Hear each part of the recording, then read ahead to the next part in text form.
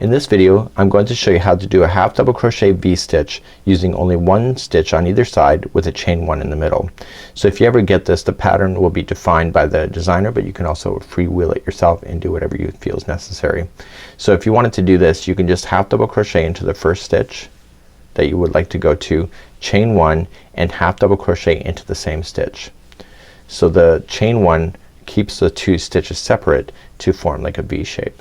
So if you wanted to do it again in order to make this work, then what you just have to do is just go to the next one and single crochet, chain one, and single crochet, or sorry, half double crochet, chain one, and half double crochet in order to make that happen. So you get these V stitches. You see these quite often in patterns, and I think they're pretty awesome too.